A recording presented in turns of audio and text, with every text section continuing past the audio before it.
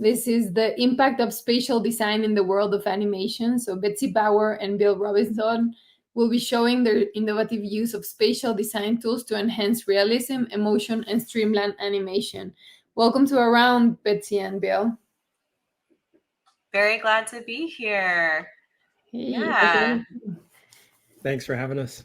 yeah, no, Yeah. our absolute pleasure. I've been looking forward for this session all day, so glad it's finally here. So, Yes. yeah, if you want to do your thing, and then at the end I'll come back for some Q&A. Perfect. So I guess maybe we should both just introduce ourselves before we jump in. So my name is Betsy Bauer. I am an illustrator who primarily works in the animation industry. As you'll see in my presentation, I'm going to talk about the many tools that I've used throughout my career. You know, I end up, the final product of my work is often flat illustration, but there are many tools that are used along the way, including spatial design, that can lead to those flat images. I'm currently working for a studio called Wild Canary Animation. And yeah, I'll let Bill take it away and introduce himself from here. Thanks, Betsy. So yeah, Betsy and I work together at Wild Canary on a show called Young Jedi Adventures, which is a super fun Star Wars preschool show. So Betsy's our color script supervisor. I'm an assistant art director. I've worked on a lot of different shows. Betsy and I have even worked before on this over at DreamWorks. And yeah, I do illustration, I do design for animation, art direction.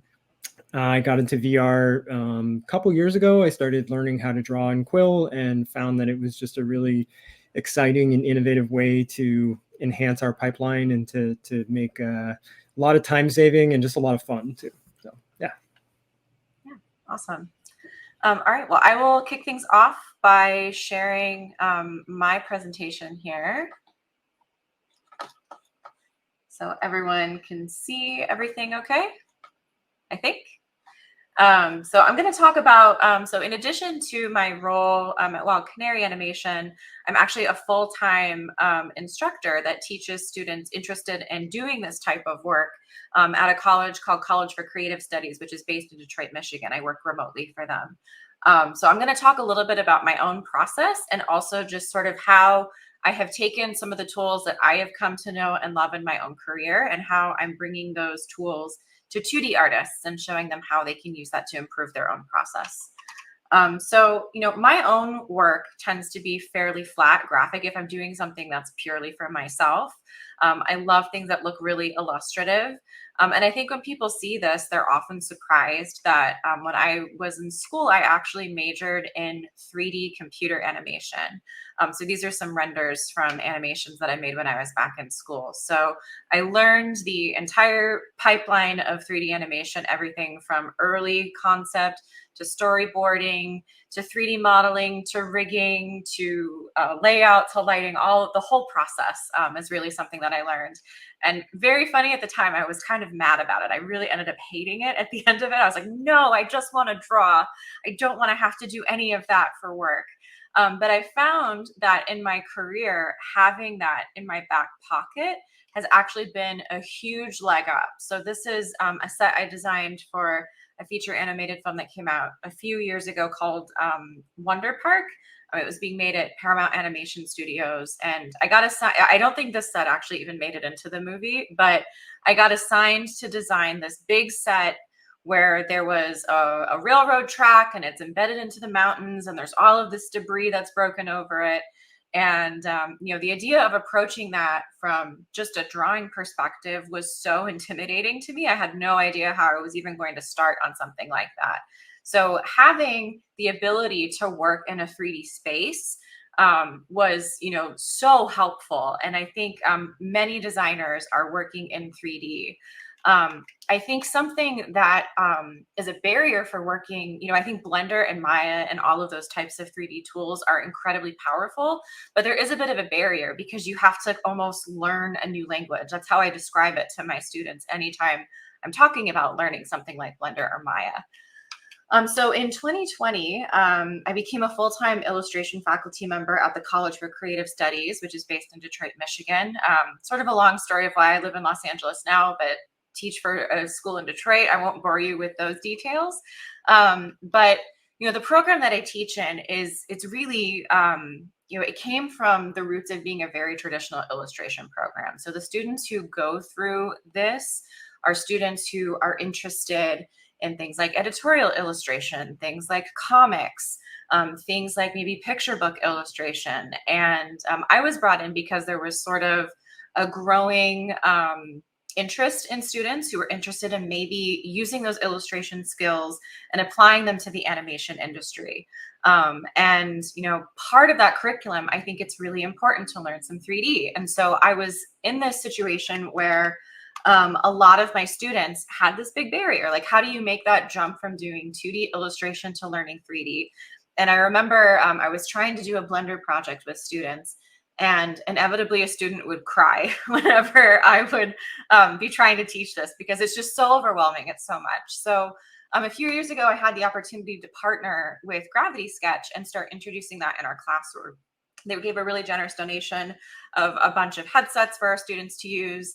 And this has become one of the most popular things that we, because I think we this class. So I'm just going to play a video just to kind of show you some of the cool stuff that students can do when they're working together in a 3D space. So it's all the same principles of what you would be doing in something like Blender or Maya, but it makes it feel like students are in control, and it feels much more like drawing for them. So you can see, especially when they really get going with it, this is one of the collaborative rooms that you can do using Gravity Sketch.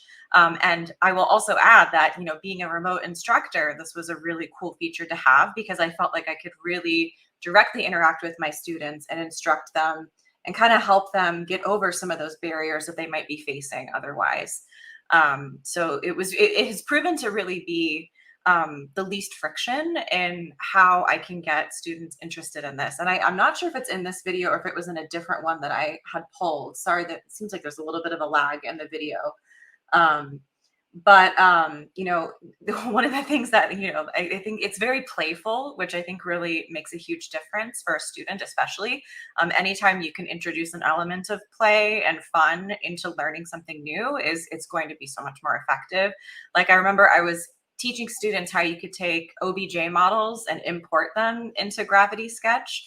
And they immediately learned, oh, you can like duplicate these 3D models. And they imported like a sword from somewhere, and they were doing like virtual sword fights in there, in addition to, making all of these really interesting illustrations in 3D rather.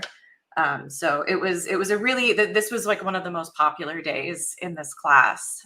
Very, very fun stuff. So just to kind of like drive it home a little bit more, these are some of the things that the students made collaboratively together. I have been informed by the students that this is Peppa Pig on the right, and then this is Sonic. Obviously, this is their first time ever using it. I was just happy to see students having fun and getting creative. But I do think they kind of like made some really fun stuff all together down here. And again, before doing this class, none of these students had ever worked in 3D at all before. This was someone who like made, I guess, like a godlike figure in the sky for some reason. I don't know. This was a student who was interested in comics. So seeing him kind of find a way to sort of express those abilities in a 3D space was really interesting. So this was a bunch of students that worked together to create this little like Halloween diorama type of space. So, they're taking all of those skills that they've built as illustrators and as designers in visual space and are applying it to an actual virtual space.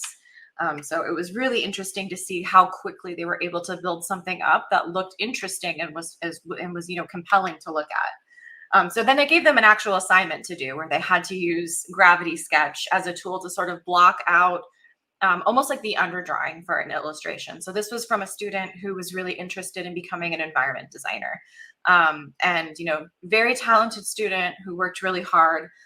A lot of times struggled when designing a bigger environment space, just because it's a lot to think about. And I think especially when you're a student, you haven't done anything like that quite yet.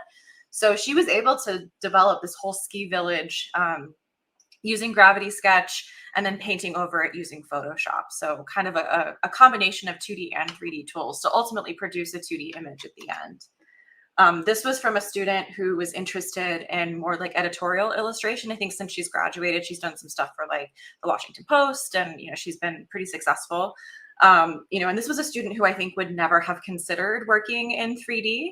But she, she used this as a way to get a camera angle that maybe would have been harder for her to visualize using only a pencil and a paper. So she kind of got this really interesting sort of like down view of these two cats at the campfire. So it was a really successful illustration in the end, I thought. So I wanted to also kind of walk you through the process that I was teaching my students as well, which maybe will be familiar if anybody else has used this sort of workflow before too.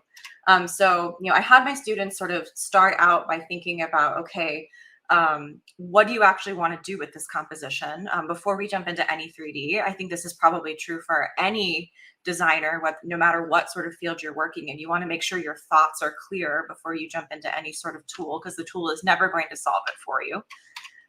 Once she had that, she kind of did a rough concept sketch for herself, just to kind of get an idea of where she wanted to go with it.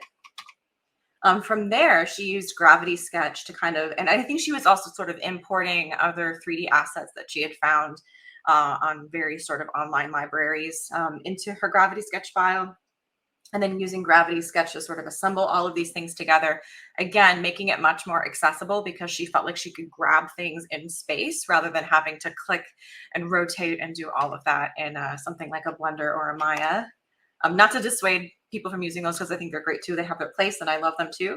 Then she kind of did a value study, and you can tell that she kind of took what she did here in 3D and then drew over it and kind of like pushed things together as needed. So not necessarily feeling like she had to be super religiously close to what she had here, but still utilizing it in a way that was really effective. And you can tell that she was able to render form in a way that maybe she wouldn't have been able to had she not worked through this in 3D first. And then there's her finished illustration at the end, kind of taking, everything that she got from that 3D illustration or the 3D under model, and then building on top of it with her illustration abilities. So I think it's been a really fun process to take students through, because again, I think people learn that, even if you are someone who works in 2 dimensions, there are these really helpful tools that can help enhance your 2-dimensional illustrations in the end. Now on to Bill. Great timing, Betsy. That was really cool to see. Okay, so I have a presentation as well, which hopefully everybody can see. Should be sharing right now. Let's see. Is that sharing? I don't know if, can everybody see that? Okay. I think it's sharing now. Great. Okay, so I'm just going to jump in and talk about the 3D animation pipeline, just as it applies now more towards professional work as opposed to what the students were doing. So don't know how familiar our audience is with exactly the process we go through, but everything starts with writing. Then we move into concept art. We've got storyboards, modeling, layout, animation, lighting, and rendering. And I would say that VR, for me, has become really essential and useful in sort of the concept art phase, because that's mainly what I do. But I've seen people use it for storyboards. It can definitely be used for modeling. It can be used for layout. There are animation programs out there. Lighting and rendering, we're not quite there yet, I think, with VR. But I can see it being super, super useful, especially in those early stages. So here's what I have found that VR really excels at. And it depends on which program you're using, of course. I personally really enjoy Quill. That's a program that I learned on and that I've been using a lot.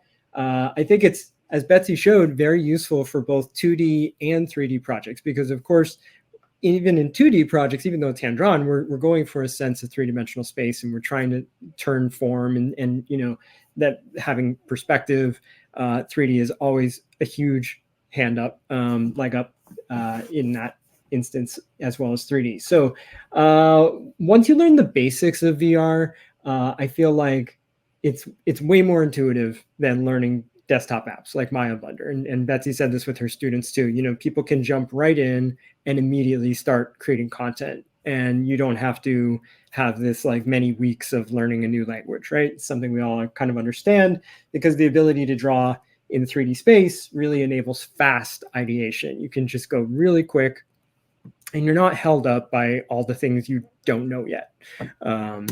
So continuing on what it excels at, I think it's especially useful for maintaining accurate scale relationships. This actually becomes a really big issue on 3D TV shows and movies, because everybody's, you may have a vendor studio, you may have internal artists, you may have a lot of people working in different areas on their own machines. And if you have different scales, you are going to get real messed up. So VR can be really helpful, because when you import an object or an OBJ, an FBX, something from, say, your vendor studio, you're going to be able to work right off of that and have that inside your VR space as a way to establish your scale. And I have found that very, very helpful.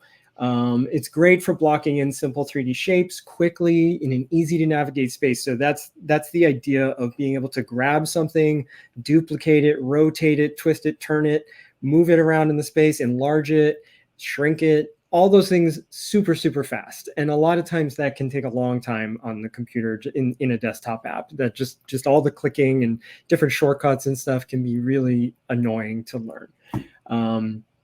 And like I said, it saves a ton of time figuring out perspective and shot choice. So it can be really helpful for like a storyboard artist who's trying to get a really unique angle, or trying to, just do something that's a little more difficult and time consuming. They can just really quickly block in a shape and set up their camera with their VR headset. And you can use it to generate a lot of options very quickly too. So you may say like, I kind of like this, but what would it look like from a top down, or what would it look like from a low angle, or whatever. Whereas if you're drawing in Toon Boom or Photoshop or something, you've got to do all of that from scratch. So having the VR scene where you've drawn it out in 3D space really, really saves time. It has a great ability to do quick layout. So layout is the phase in animation where you're actually taking very simple models. You're not really animating them too much, but you're moving them around the space and you're establishing your camera shots. So you're taking the storyboards and you're saying, here's a character in basically the same setup as the storyboard. And it allows the animators later, it's kind of an in-between phase between storyboards of drawings and the final animation. So it's just blocking. It's just like saying the character goes here, the camera goes here, these props are here, and they might just kind of float around the screen a little bit to show that they move through the space. But VR does that extremely quickly and extremely well. And one thing I found, at least with Quill, is that it can handle large scale sets really well that Maya and Blender might struggle with. People also have a tendency to, at least when they're first learning Maya and Blender and stuff, to really go overboard with polygons. And VR has a good way of sort of managing that for you, where you're not thinking about like how many polys you're using and how heavy your scene is getting, because most of these apps are a little more focused towards low poly, and that makes it a lot easier to handle these big sets.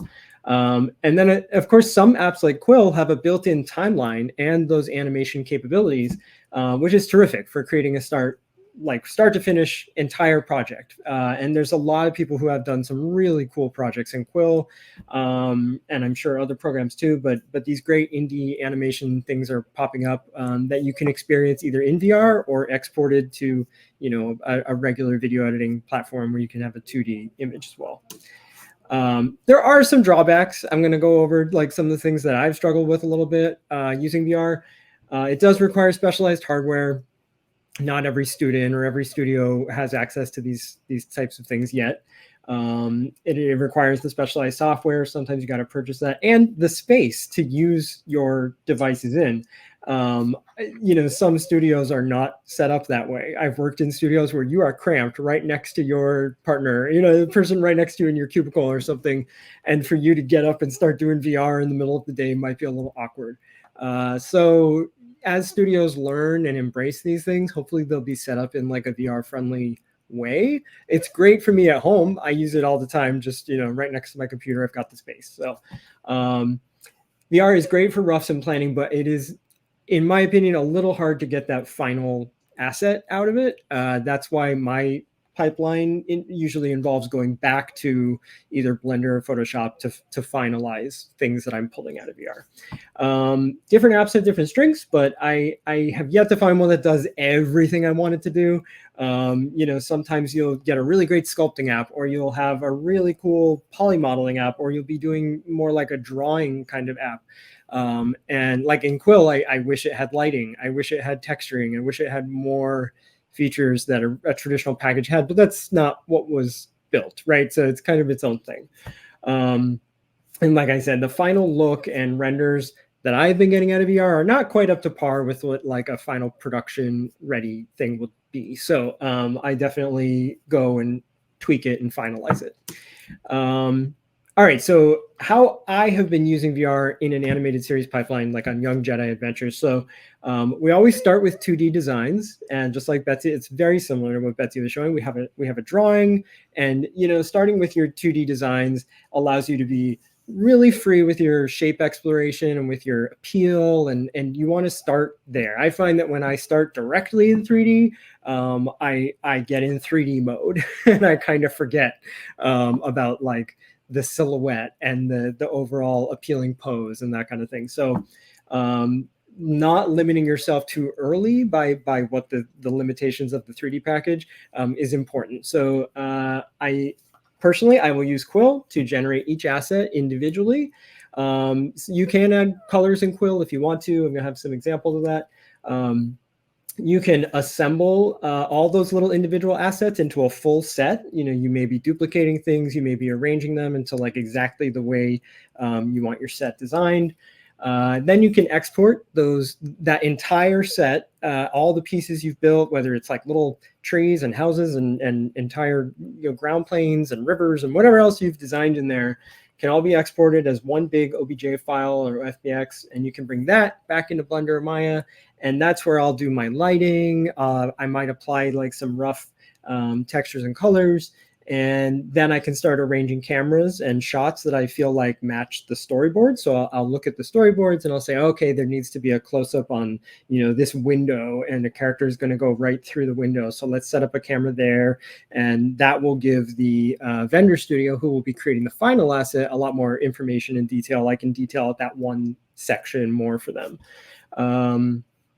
And as well, the 3D proxy that I've built in Quill can then be sent to the vendor studio to assist in their build. So they can use that as like scale reference and general proportions and size. Even if I've gone back and like added to it in Photoshop, they can use that original 3D set. So I have some videos to show of just kind of my process a little bit. So I made this earlier.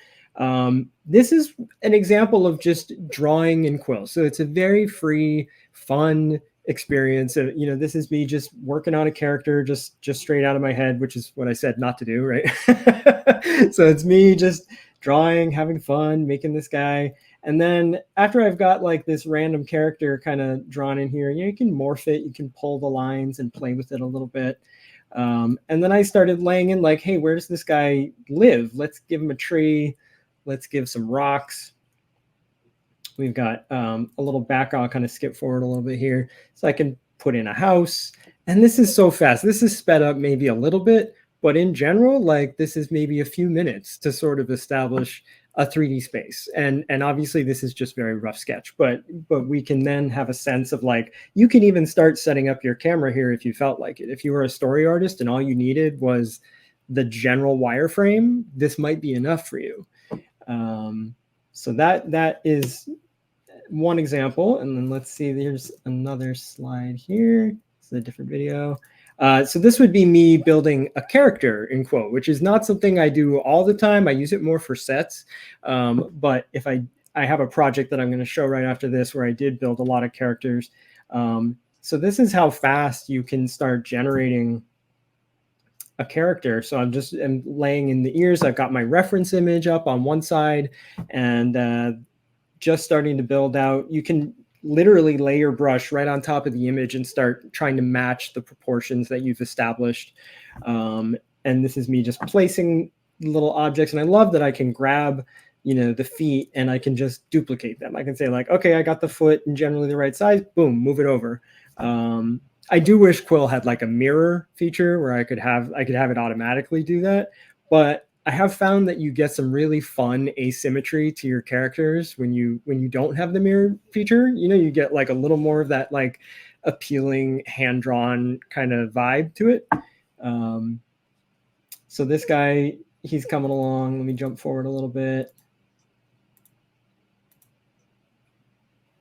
So this is, you can paint the models a bit in Quill. There's other ways to do this so you get more fidelity and more detail. But if you're going for a low poly character for like a video game or something, I've seen a number of people use Quill to generate those kind of assets, low poly assets, which is super fun to see. So there's my little dude based on my sketch. And it was like 5 minutes to create that guy, and say I could place him into an environment. I could use that as a base for a render that I take into Blender, and I could give him a lot more detail. So I next want to walk you guys through a personal project, because unfortunately I can't show any of my stuff that I do for work. So this is a project that I was working on with a good friend of mine, Joe Daniels, who's an amazing VR artist as well. And we put together this sort of spooky Halloween-based project. So I was doing all these paintings in Photoshop, and I'm just going to take you, there's like a swamp. It's very like Disneyland inspired. Like we wanted to feel a little bit like the Haunted Mansion, other types of stuff. So there's like a mad scientist in it with all these like fun creatures. It's like a creepy castle.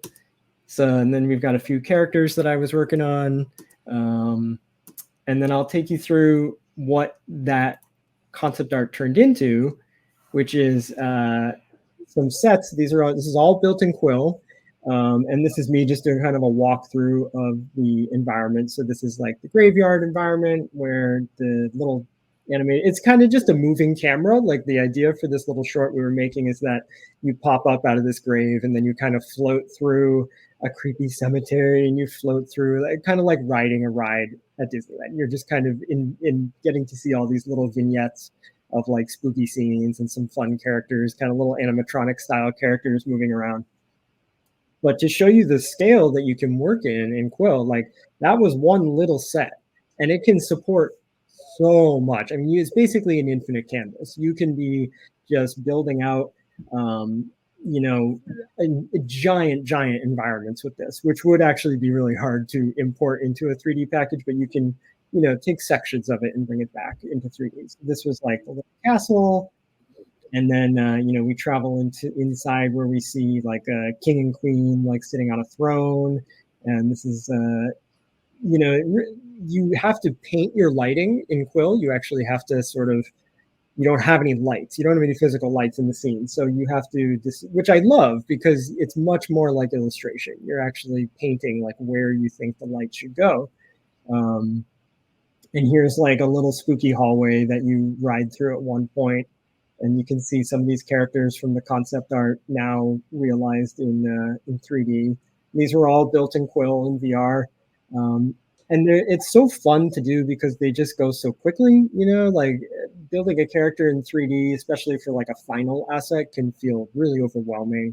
It could take so long. And this is much more of just feels like a sketch. Like it feels like you're just having fun sketching. So I'm going to skip forward because we're short on time, but then we get to this kind of mad scientist lab here. And you can see right there, right up above, I have actually a render. And this is part of my process, is that like I built the scene in 3D and then in Quill, and then I rendered it out with lighting in Blender. And then I took that render back into Quill and I used that for how to light the scene. Like I was like, okay, I want the light to come from here, and this is where the light actually hits. So VR for me is like a very, very back and forth kind of experience, using paper and pencil, using Photoshop, using Blender, and just doing what I can to get like a really cool result. There's another quick set that's like a swamp. And yeah, this was super fun to build because I love Disneyland and rides and stuff. That's what we were going for, trying to build something out like that. So yeah, that's it. It's 2:45, so I think we should jump into the Q&A. That was my first time seeing most of that work too, so that was awesome, Bill. Yeah, That actually, was so cool. I've never shared that Yeah, work with anyone, so everybody gets to see it yeah, now. world premiere. Yeah. Wow, that was so good. And like the scale of that you kept just going and going and going. I would love to actually be in there because I I'm know. pretty Yeah. sure. When you experience it in the headset, it's different. It's so cool, so immersive. It's yeah. Yeah, exactly. So maybe one day, Bill. Yes.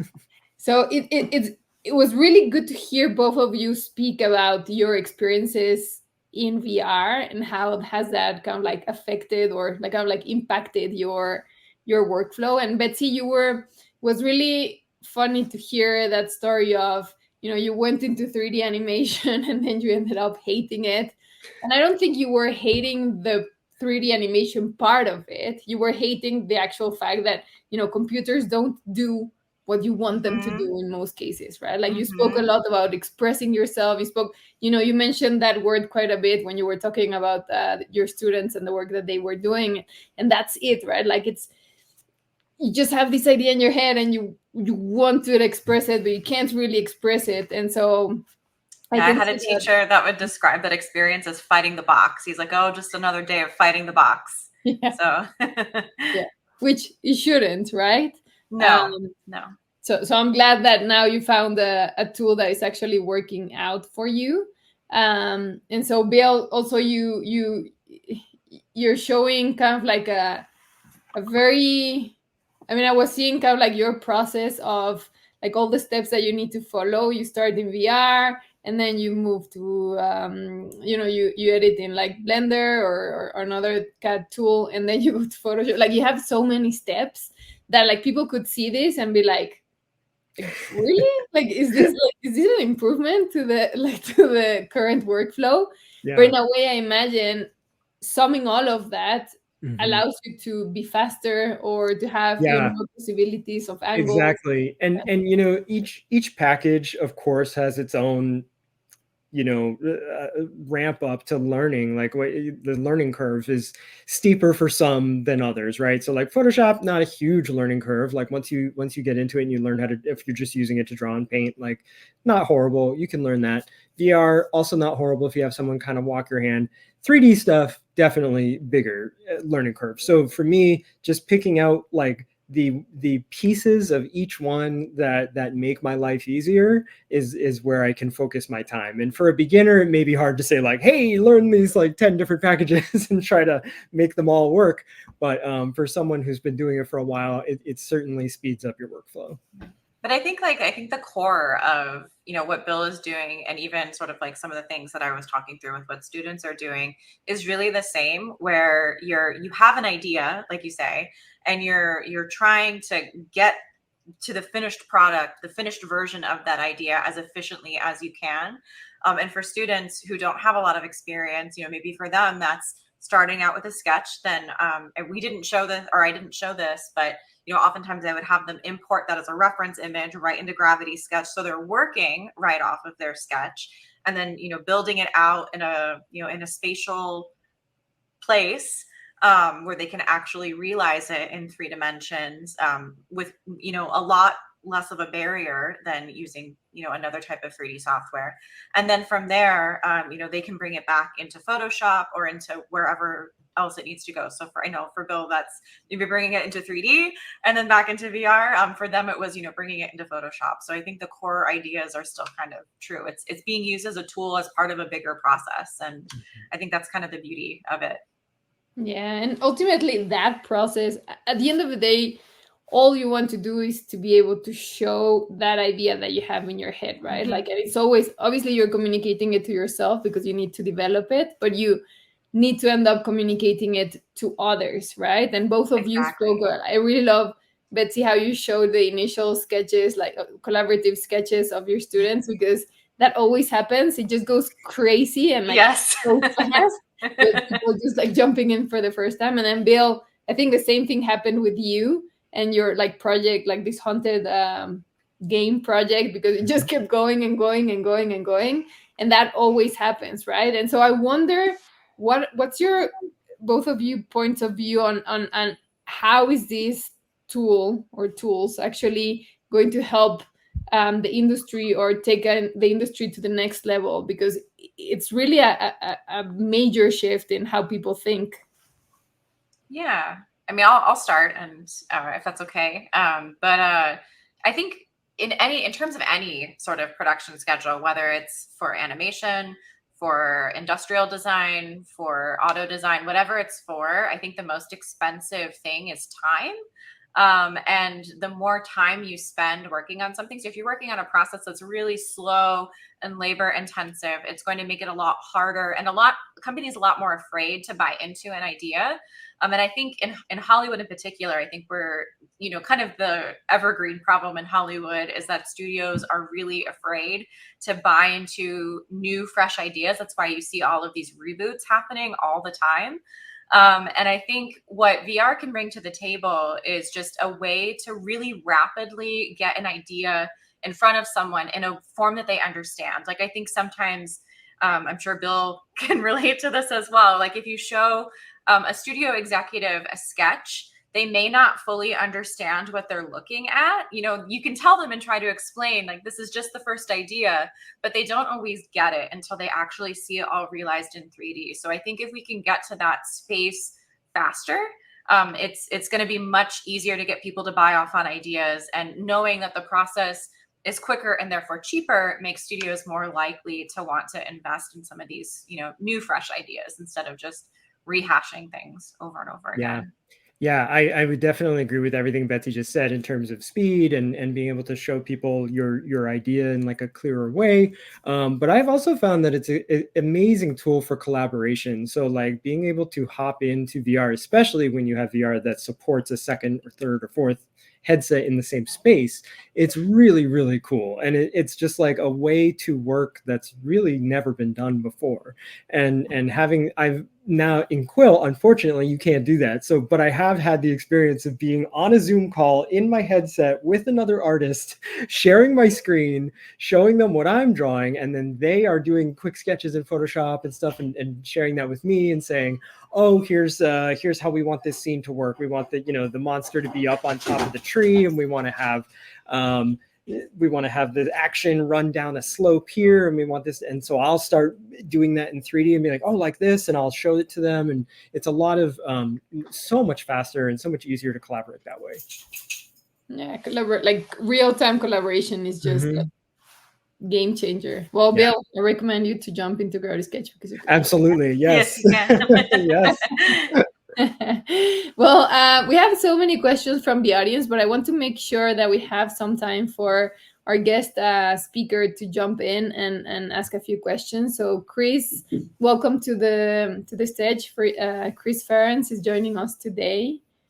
I thought Chris was there, but I think he might have not been able to join. Oh. Uh-oh.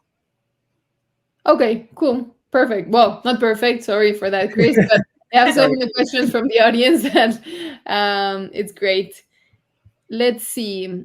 Is drawing 3D very different from 2D? Why would you pick Gravity Sketch as the 3D tool or Quill over other tools? Do you want to take this one, Bill, or should I? Yeah, so drawing in 3D is a very odd sensation. Like it's a weird, you have to get used to like using your whole arm in ways that you don't do, right? Like and using your whole body in ways that you don't do when you're sitting at a drawing tablet or a sketchbook or something. So I'll be like making these giant arcs and using up my whole space and stuff, and hey, it's kind of a good workout. I personally I don't really have a preference between any of the packages that let you draw in 3D, whether it's Quill or Gravity Sketch or Tilt Brush or whatever else you want to use. It's a relatively similar experience of like pulling a trigger, moving your controller, and getting a sketch or a piece of geometry to appear. I think where it becomes difficult is when you move your camera and you suddenly realize that this is not a 2D image, right? Like that you turn to the side and you're like, oh, that's not quite right. So you have to get used to constantly moving the sketch that you're working on and saying like, okay, I'm going to add another line here. And what I essentially end up doing is building out a wireframe. So like what you would see with poly modeling, where you have sort of that wireframe look, but I'm doing it with my own hand, and I'm not worrying about like, oh, is the geometry good? And is this like going to work in the engine or something? Because it's purely just a conceptual thing. Yeah. And I would say too, like some of it is just comfort level. So like, both Bill and I and probably most of the people in here, that was the tools that we learned on. We learned how to draw in 2D before we learned 3D. I would be curious to talk to a kid who's like 10 years old now in like 10 to 15 years and see where they're more comfortable if they're using something like Gravity Sketch. Because I think all of this evolves with time. So, we're talking about this process right now that's reflecting tools that we have known and we're comfortable with. And it's genuinely just faster for us to work in 2D first before jumping into 3D. But that might change in the next 10 to 15 years. You never know. Like even now, I have students who, Photoshop was a big barrier for people maybe 10, 15 years ago. And I have students all the time who are showing me things on the iPad now. I'm like, oh, I didn't know that tool was there. That's cool. Thank you for telling me that. So yeah, it changes. Yeah, that's so true. And like we're starting to see some students that are just kind of like, VR native, and they will never go back. Well, they will never go to that. No, it's not back because we're there. Forward. Right. Okay, if I want to start using VR for animation, what's the top recommendations? Never been in a headset. Yeah. Specifically for animation, I feel like Quill, because it has the timeline, and if you're trying to create an animated project, there's another one called I think like AnimVR, which also has timeline capabilities. So if you're trying to animate a character, even if you just want to start with a bouncing ball or something, like you could just look for any application that has that timeline functionality, so you can start doing stuff over time. I don't have any specific one that I would say you have to use. But I mean, in terms of hardware too, I think like the Meta Oculus is still probably the most affordable one that's out there. I know there's like the Apple VR now too, but that's a pretty steep price tag to someone that just wants to try it. So yeah, I mean, I think the Meta one is pretty good. And I would also say like, I've never used Quill. I would love to try it at some point. But if you're looking for a free way just to get started, I think a lot of the tools are analogous to Gravity Sketch too. So, even just jumping in and learning how to like create, strokes in 3D space, like some of that is a little bit of a learning experience. It's not a hard learning experience, but I think your experience will be mirrored any other VR software you would go into. Just to follow up, I would say that also it may be easier as a beginner to just, maybe you're doing your modeling or like your sets and your characters in VR. Maybe that's really fast for you. And then maybe you learn Blender and you have those additional tools of like rigging, and you could set up bones, and it would be a little easier to actually manipulate and animate in a standard package. But and they do play together really nicely. Like you can export things out of Gravity Sketch or Quill and into Blender and then back into the VR software. So definitely, yeah. Cool. All right, we have maybe time for one more. So this is super cool. I've been wanting to get into freelancing in this industry, but not sure how to do that. How would you suggest someone showcase their skills in VR for this industry and get noticed?